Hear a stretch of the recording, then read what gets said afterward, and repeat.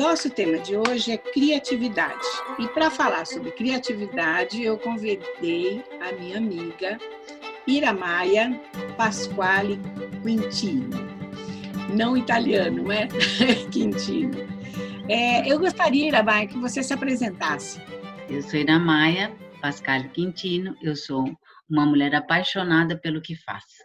Eu adoro meu trabalho, adoro criar, adoro meus filhos, adoro meu marido, adoro essa vida de poder me expressar e poder contar a vida, quem eu sou e o que eu faço.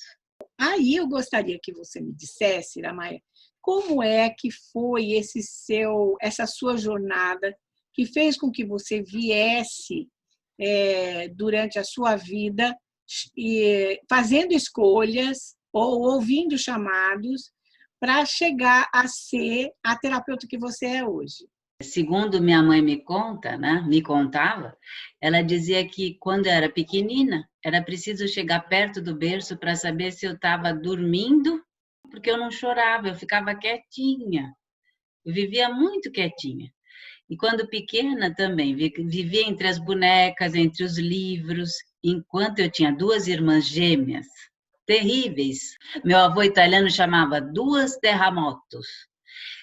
Enquanto elas escalavam o telhado da casa, dançando rock, eu estava lá com as minhas bonecas, quietinhas no quarto, fazendo as minhas coisinhas, brincando da imaginação, lendo os livros, e achava aquilo tão amplo, tão rico, né? O silêncio de dentro era algo tão reconfortante, que lá fora era algo assim, um colorido.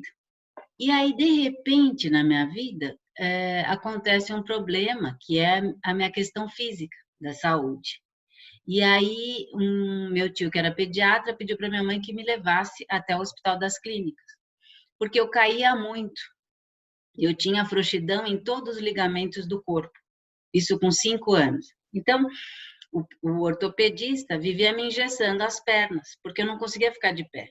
E lá no Hospital das Clínicas, descobriram que eu tinha uma síndrome de Ehlers-Danlos, que ela afeta todo o corpo, das articulações até o sistema vascular, né? Então, assim, todo o sistema, ele é muito mais flexível do que o normal.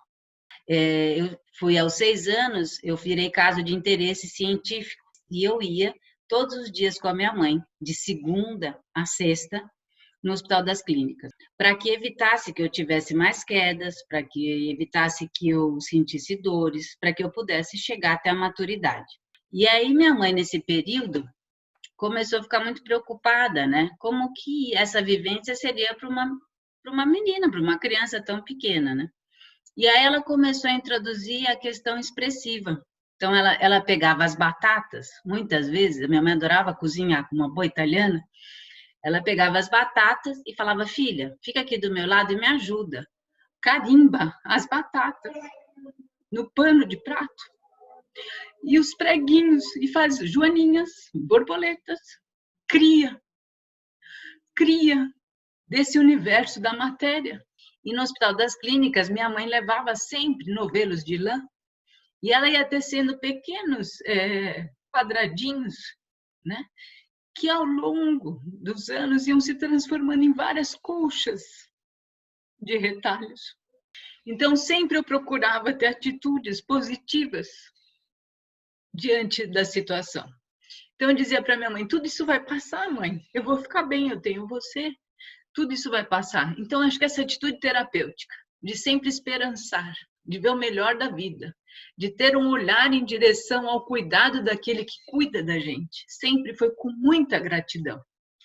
Então, lidar com essa dificuldade foi sempre algo que me chamou a atenção. E quando eu estava no Hospital das Clínicas, eu achava algo muito interessante, né? Ver aquelas crianças que não tinham pernas, não tinham braços. E eu falava para minha mãe: como a gente pode acolher esse sofrimento humano, mãe? Porque eu tenho pernas, eu tenho braços e eu tenho você. Como pode? Então, essa questão, como ajudar o outro que sofre, nasceu da minha experiência no HC, né? Essa empatia de coração, eu tinha uma empatia mesmo, porque o meu sofrimento eu considerava leve perto daqueles que eu via, né? Ao mesmo tempo que eu percebia, assim, que no colégio, quando se comparava, eu era o ET, né? Porque eu usava um aparelho ortopédico e sofria muito bullying. Eu sofri muito bullying, dos 7 aos 12 anos. E aí as minhas irmãs, que eram muito arretadas, iam lá para me defender. E aí a freira do colégio chamava meu pai e minha mãe e dizia assim: nós vamos ter que expulsar as 2 gêmeas, as terríveis, porque elas ficam batendo nos meninos e nas meninas. Aí meu pai e minha mãe diziam: mas o que minhas filhas estão fazendo? E aí chamavam as meninas e as minhas irmãs diziam: nós estamos defendendo a Iramaia. E ali eu tive um espírito de comunidade que quando a gente não consegue fazer, tem pessoas que fazem por nós, nos ajudam, nos defendem, fazem a nossa voz valer numa comunidade. Então, assim, uma coisa muito nobre, eu acho. Uma nobreza que o ser humano hoje em dia, às vezes, tem uma dificuldade de resgatar. E a minha preocupação, muitas vezes, foi entender a instituição. Por que a sociedade fecha os olhos, muitas vezes, para essas situações? Né? A quem fortalecer? A quem dar recursos? Como criar métodos para ajudar as pessoas, né? E depois disso, assim, eu acabei tirando o aparelho, né, com 12 anos, e concomitante a isso, eu fiz um trabalho corporal que era na água, que era natação. O único esporte que eu conseguia fazer era nadar. E na água eu era simplesmente um peixe. E quando eu tirei o aparelho ortopédico, eu tive que fazer, para estabilizar, não mais ter que engessar as pernas, eu tive que fazer uma cirurgia nos pés. E essa cirurgia dos pés implicava em eu parar de nadar. E nesse período, eu lembro que eu fiz a última prova, eu tinha 12 anos, né? Foi uma experiência que eu acho que também contribui para essa questão da terapia. Eu fui fazer a prova de natação e meu técnico, que era uma pessoa incrível, eu fiz a prova do treino e eu tirei número 1 em todas. Melhor em crawl, clássico e costas. E quando foi no dia da prova, eu tinha muito medo e triste. Eu estava elaborando o luto de não mais poder voltar a nadar, que era algo que eu amava muito, né? E quando eu mergulhei, fiz a primeira prova de crawl, fui bem. Primeiro lugar. Costas, primeiro lugar. Quando foi clássico, eu cismei de olhar para o lado. E aí o meu treinador, quando eu cheguei em segundo. Ele me puxou pela piscina e falou: nunca mais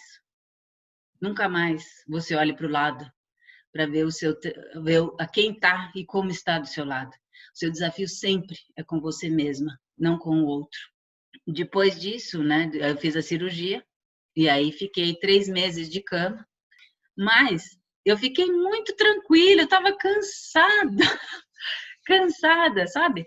Das questões do colégio, das questões do mundo externo, de ficar me posicionando, de lidar em ser o diferente, que é complicado ser o diferente no mundo dos iguais, né?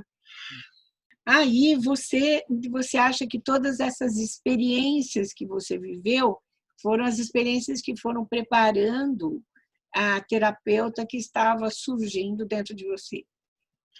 Eu acho que sim, e tiveram outras e outras, né? Por exemplo, o fato, depois, ao longo do tempo, né? Eu lembro que quando eu tinha, 8, 9 anos, eu fui parar na psiquiatra, né? Porque eu tinha uma febre, eu tinha alguns sintomas, né? E aí a minha mãe preocupada falou: será que ela está somatizando todas essas questões, né? Do bullying, das diferenças sociais, né? E aí a psiquiatra falou para minha mãe: não, ela não tem nada. Ela é só um ser sensível em recuperação. A psiquiatra falou para minha mãe: coloque para fazer pintura, para se expressar. E aí foi aí que eu comecei a escrever. Eu comecei a pintar. E a minha avó era artista plástica, minha avó fez belas artes. Ah, que incrível! E a minha avó pintava aquarela belíssimamente. E a minha tia tinha uma escola de artes. E nesse momento minha mãe falou: não, ok, as meninas vão para a escola de artes. Né? Nesse momento eu percebia que eu ia lá mais como um respiro para minha alma, como uma busca de um lugarzinho. Eu não buscava o belo, eu buscava o saudável. Eu não buscava a pintura mais bonita. Eu buscava aquilo que me desse prazer. Eu tinha uma sensação pintando que aquelas imagens iam para o papel e faziam, sabe como Frida Kahlo? Eu via na arte um espaço terapêutico. O recurso expressivo, que era a argila, principalmente a argila, eu gostava muito. O giz de cera, o carvão e a aquarela eram recursos que me ajudavam a respirar. Eu tinha muito problema de respiração, de bronquite, asma, chegava a ter, óbvio, não tinha espaço para eu respirar, né? Porque para tudo isso eu tive que criar uma forma, e eu acho que aí nasce a criatividade. Porque para sobreviver a tudo isso, eu sobreviver a tudo isso, a mim mesma, eu tinha que criar uma nova forma de ser. Criatividade é o que está no centro do despertar, não é, da consciência. Porque o criativo tem a ver com a imaginação, a inspiração e a intuição. Então, pensar em criatividade é pensar, para mim, em maneiras de voltar para a vida, ou de ter coragem, né, para viver. Ser terapeuta, a gente é uma coisa de, não é um estado de ser, de convidar o outro a ter coragem de viver, porque viver é uma arte. Viver bem é uma arte. Viver com propriedade é uma construção. E não é ser feliz, porque feliz são momentos, né, Sueli? São momentos. Né? Viver diante do sofrimento e tirar desse sofrimento sementes é uma criatividade. É uma superação, né? É uma superação. É o que você... é o transcender, né? Mas, para você ter isso, é necessário ter uma pessoa que faça isso, né? E somos nós que somos capazes de fazer essa transposição, de trocar aquilo que a gente recebe, por exemplo, de dor, de dificuldade, em algo que possa servir para a nossa própria integração e, com isso, ajudar as outras pessoas. Porque eu sempre penso nisso, né? Aquilo que eu recebi, no momento que eu recebo, ele imediatamente tem que ir para o outro, né? Então, você vem do si mesmo, que passou por um processo difícil, que você consegue descobrir o caminho, e nesse momento que você consegue para você, você imediatamente agradece e compartilha. E aí eu acho que a gente precisa aceitar que isso foi a escolha que nós fizemos. Para ser quem somos. Eu sempre tenho essa ideia que você também tem, que é esse chamado do cuidar das pessoas, que é muito forte. É importante, né, Sueli? É porque esse chamado é um chamado do amor. Não é um chamado, o amor, ele transcende a cabeça. O amor é do fundo do espírito, que atravessa a alma e que conduz o corpo. Então, como é essa criatividade no seu dia a dia do consultório? Para mim, a criatividade no consultório é no encontro com o outro, nesse setting, né? Por exemplo, o que aconteceu agora, para mim, foi um encontro do criativo, onde a gente visita e transita entre dois mundos. Sim. E depois, numa atitude muito de Mercúrio, né? Interessante. Vai num mundo, vai no outro, numa lemniscata, como se fosse pescando coisas, volta, e volta, e volta, e volta. E esse criativo fica nesse movimento, né? Como se fossem transformando mesmo o chumbo em ouro, né? Chumbo, porque o chumbo é aquela coisa pesada, densa.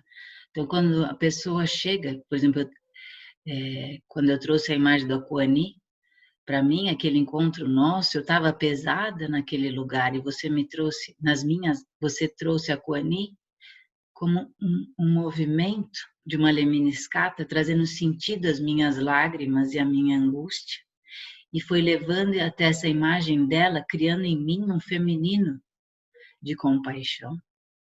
Então, você está trazendo uma questão que é o desapego da dor, porque a gente pode se desapegar das coisas que a gente tem, mas você ser capaz de desapegar da dor é uma das coisas mais difíceis que existem. E, então, a Quanin era aquela que recolhia toda a dor do mundo e reservava naquela recipiente. E o jarro que ela trazia não era no colo para cima, é para baixo. O jarro recebe e, ao mesmo tempo que ele recebe, ele joga. Ele joga para o dragão, e o dragão coloca ela sobre as ondas dos intempéries de um oceano raivoso. É o desapego da dor que te permite sobreviver aos altos e baixos dos quais a gente está submetida. E ela tem essa questão, né, do compartilhar.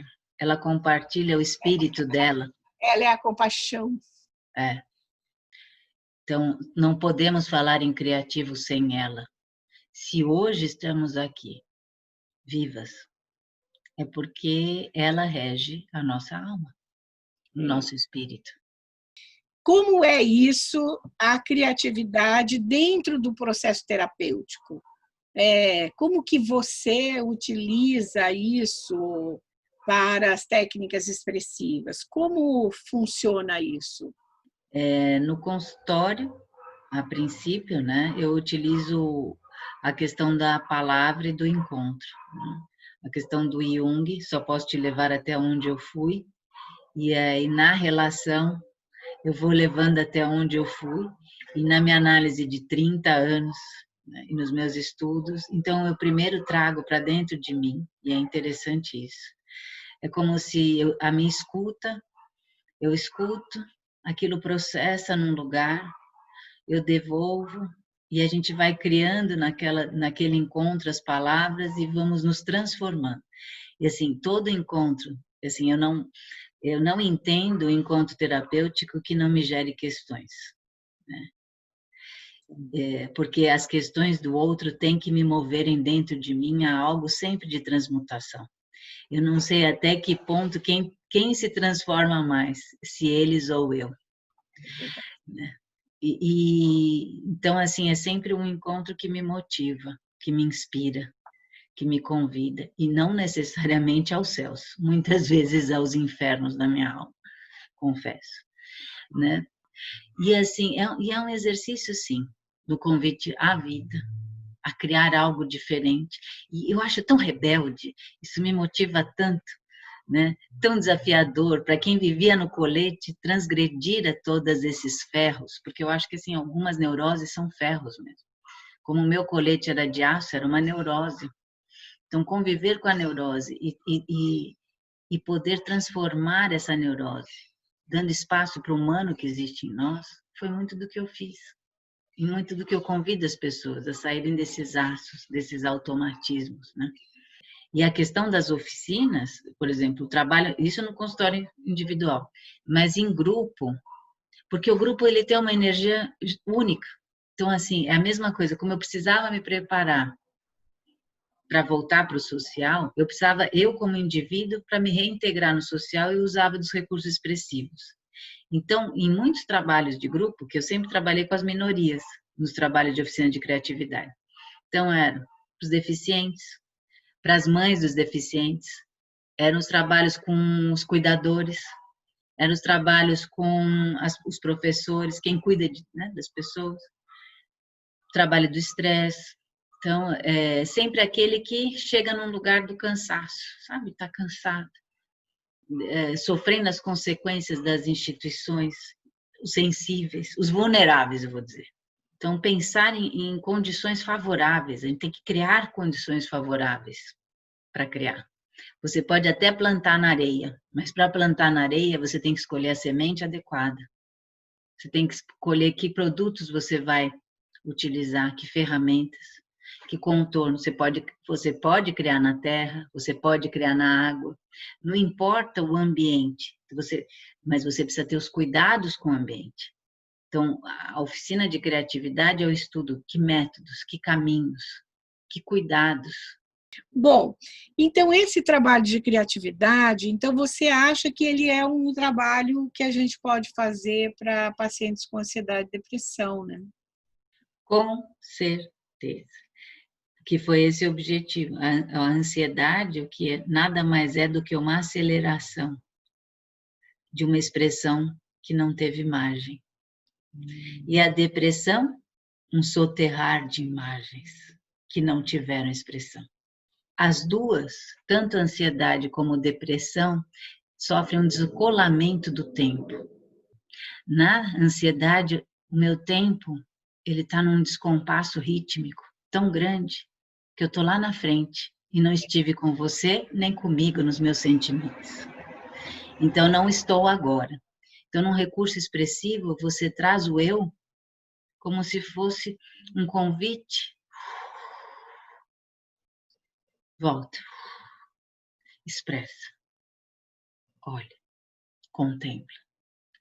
Eu acho que a expressão, ela permite essa adequação do tempo.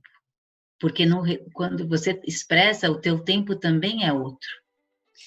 Então, de repente, a contribuição que você vai deixar, que eu sempre peço para a gente encerrar a entrevista, é o entendimento do tempo e da imagem nos processos que a gente vivencia de ansiedade, depressão, ou de pânico, ou de estresse que a gente vivencia, colocando esse nosso eu fora do tempo, num tempo acelerado, um eu eufórico. Não consegue ter a imagem, e essa imagem como sendo a luz do divino, né? Do Divino Espírito Santo. Aí eu queria que você, Iramaia, desse para a gente como é que as pessoas fazem para entrar em contato com você e com o seu trabalho. Eu estou no WhatsApp, 971 40 22 11. Então, eu agradeço você. Eu que agradeço, Sueli, muito. Você pensa que é toda festa que dá tanta alegria para os convidados? Ah, mas a minha festa tinha que ser assim. Ou era assim, ou não era. Eu espero que todos tenham gostado dessa entrevista como eu gostei e que possam curtir esse vídeo e se inscrever no nosso canal e aguardarem as próximas entrevistas. Até lá e obrigada.